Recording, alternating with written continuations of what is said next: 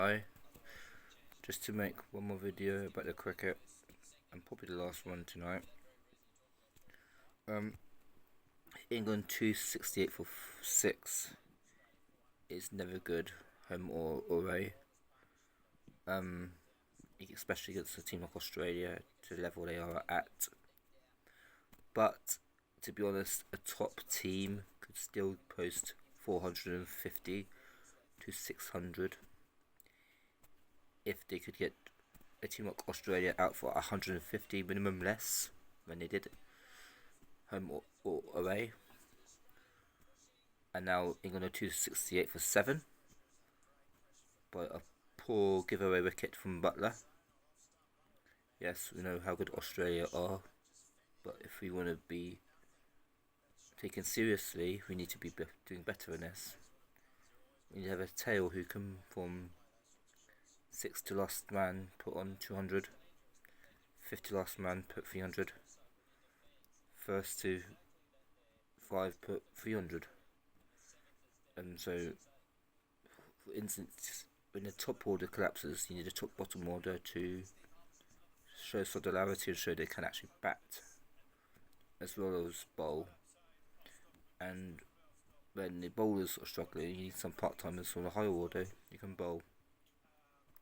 But when the top order do well, and the bottom order should also, of course, do well. But when it gets to bottom order, England always fold. And so when the top order folds, you can't rely on the bottom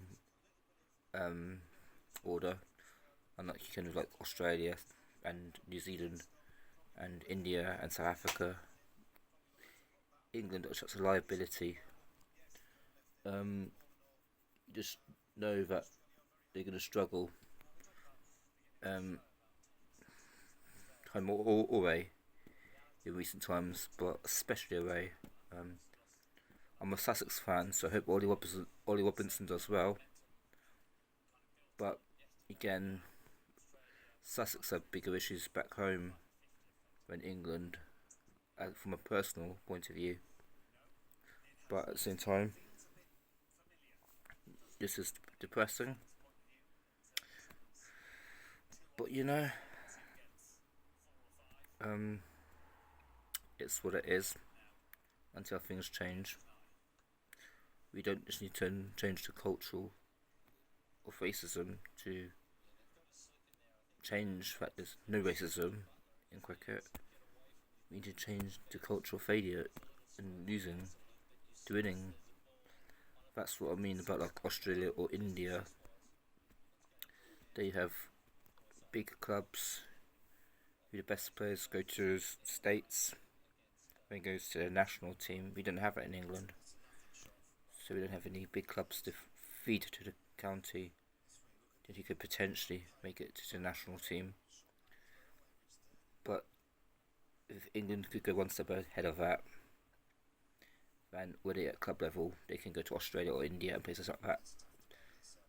So they have that experience already before going into the Lions and then going into the first team.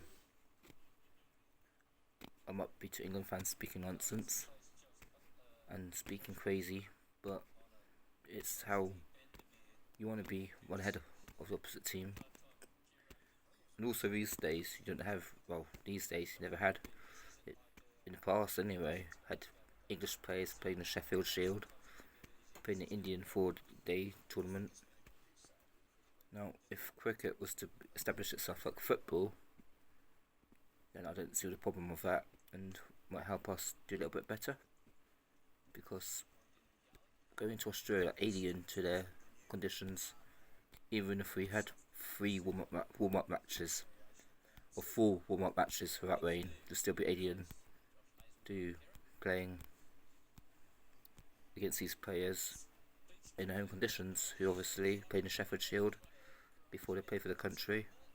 Like when we're in England, we play for a county before we play for a country. But there's some difference in class. I don't know where it comes from, but it's clear. And maybe it's something we need to learn from and pick up and let materialise Okay, I'm out. Thanks anyway, bye.